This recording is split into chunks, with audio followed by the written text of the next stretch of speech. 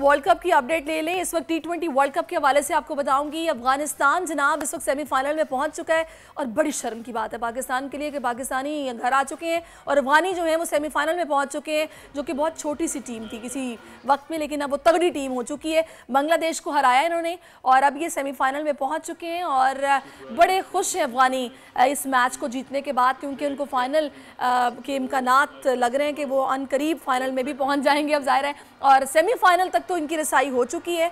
बांग्लादेश को हराने के बाद इस वक्त अफगानिस्तान की टीम सेमीफाइनल के लिए क्वालिफाई कर चुकी है। ऑस्ट्रेलिया जो कि बड़ी तगड़ी टीम थी वो अब वर्ल्ड कप से बाहर हो चुकी है और इसी सारी सूरत हाल पर बात करने के लिए सैयद मोहम्मद अवैस भी हमें ज्वाइन कर चुके हैं। Awais, thank you so much for your time.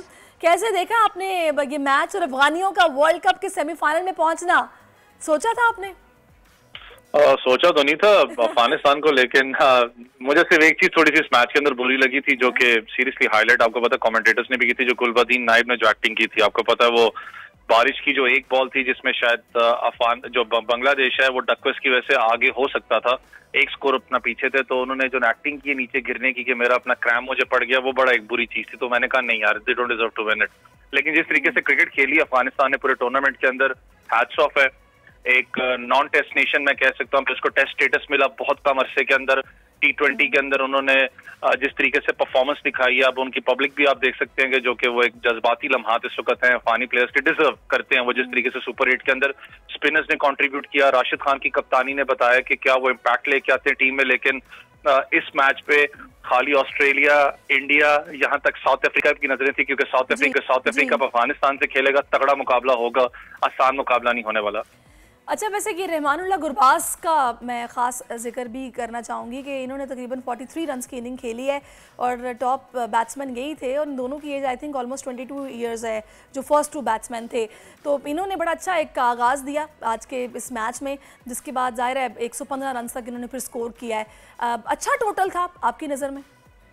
देखिए, अगर मैं अफगानिस्तान टीम की बात करूं तो ऑस्ट्रेलिया के खिलाफ भी मैच के अंदर दोनों ओपनर्स को एक चीज ज़हन में पता थी, उन्होंने कोई रैश शॉट नहीं खेली थी, क्योंकि उनका मिड ऑर्डर ऐसा सस्टेनेबल नहीं है। अफगानिस्तान का मिड ऑर्डर को ज्यादा सस्टेनेबल नहीं होता। गुलबदीन नाइब ने तो अच्छी परफॉर्मेंस पिछले मैच में ऑस्ट्रेलिया के खिलाफ दिखाई है बॉलिंग के अंदर, लेकिन ऐसे सच मैंने कहा ना सस्टेनेबल नहीं है। ब्राइन की बात करें, गुरबाज की बात करें, जिस तरीके से ओपनिंग डिपार्टमेंट उनका परफॉर्म करता हुआ है, जो फायर पावर आपको नजर आती है, सबसे अच्छी चीज जो मुझे इसमें इस टीम के अंदर नजर आती है, एक तो बैकअप करना अपने प्लेयर्स को, दूसरा जो कि इंटेंट की हम बात करते हैं। आपको याद हो कि जब ऑस्ट्रेलिया के खिलाफ जो वर्ल्ड कप का मैच पिछले साल, आपको याद है जब मैक्सवेल ने एक इनिंग्स ने पूरा का पूरा मैच का पासा पलट दिया था, तो जोनाथन ट्रॉट की अगर आप कॉन्फ्रेंस देखें, प्रेस कॉन्फ्रेंस, सबका दिल टूटा हुआ था। उन्होंने एक बात की थी कि आज समझ में आती है कि अफगानिस्तान टीम कहां पर है, कि लोगों को हमसे जीत जो सी है वो अपना जीतना पड़ता है, मुश्किल से जीतना पड़ता है। लिटरली हुआ था, बेशक वो एक इनिंग्स ने पूरा का पूरा पासा पलट दिया था, लेकिन प्रेशर में ऑस्ट्रेलिया पूरे मैच के अंदर आता, तो आज भी नजर आज का मैच था ना, इसमें गो के अफगानिस्तान जीत गया और बांग्लादेश हार गया, लेकिन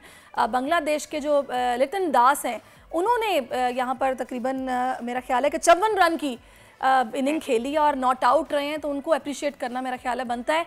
तो Awais, thank you so much for your time कि आपने फ़ौरन से हमारा जो ओपिनियन है वो दिया है। सब्सक्राइब करें और बेल दबाएं ताकि कोई खबर रह न जाए।